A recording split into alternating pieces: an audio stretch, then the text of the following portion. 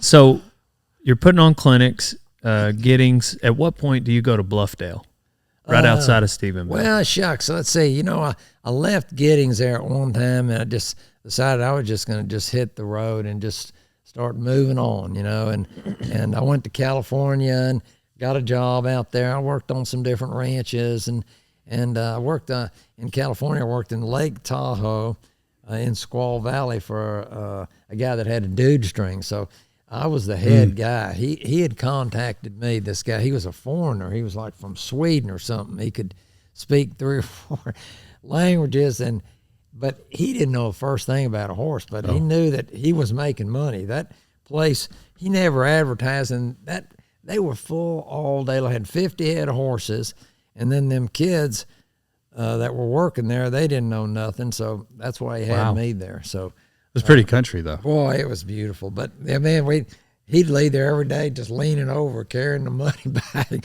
So when I left there, I got a job hauling, guiding hunters up, packing in and up into those mountains there in California. And then from there, I was just on the move, and people would hire me also from a clinic from here and there. But I was coming back to and I said, I'm just going to pull over at the prettiest ranch I see and just see if I can get a job. So I'm kind of there between Telluride and Ridgeway.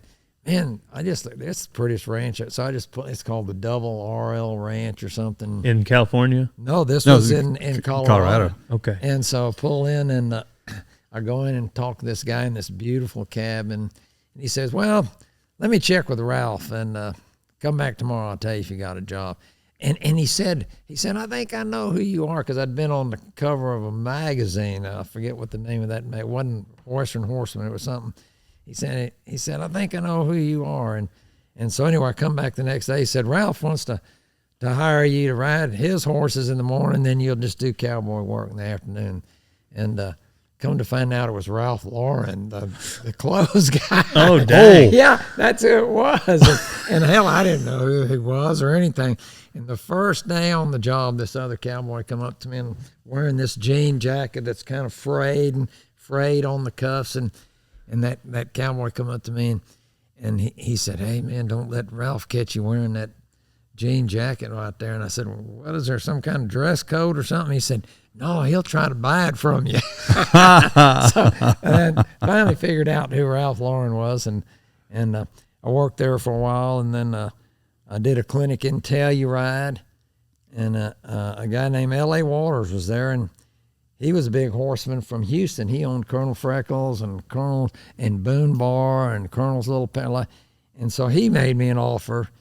He saw me working stud horses off of a mare, and he'd never seen anything like that before. So he liked what I was doing with them horses too. And so, so I had Ralph Lauren and L.A. Waters, and finally L.A. Waters made me an offer I couldn't refuse. So down to Texas I went, and then I just started doing more and more clinics, and shoot, before you know it, what happened is I moved up toward Weatherford, lived on a big ranch up there.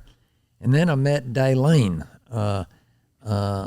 who became my wife, and we started looking for land. We wanted someplace pretty. And, if you're looking for a horse ranch, those realtors, they always want to show you a flat, ball-headed piece of land. I told them that's exactly what I don't want right there, because I wanted something with some terrain and something where I could really train these horses and do a lot of different stuff. And But that's how I found that place, was with Daylene, and I found that and made the choice, and we've been building and working ever since. Yeah, man, it's so beautiful. That's a whole story. Yeah, it is. How you built that place piece by piece as you had the means. Yeah. How many cabins do you have? Well, I don't know. We probably got about 10 now, but when we bought the place, there wasn't nothing there. So. I would love to hear the whole story, because it's one of the most beautiful places. Yeah, so this is it's in Bluffdale, right outside of Stephenville, and you've been putting on clinics there. When did you buy it? What year do you remember? 95, I think. 95. So we've been there a good while now. Closing in on 30 years. 30. Yeah. So you started building. You've got a number of round pens. It seems like they're all connected. and you started putting up cabins. cabins for that way you could have your clinics there at the ranch.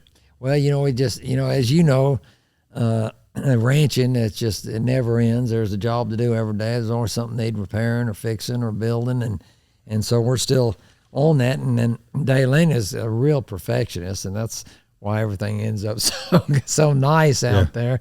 And but we work at it literally every single day. Heck, after I got through riding my horses yesterday, we were out there mowing and shredding, and we just built some chutes off of a round pen so we could work the cattle that we're working the horses with. And so, yeah, just an ongoing, unending process of just keeping it rolling.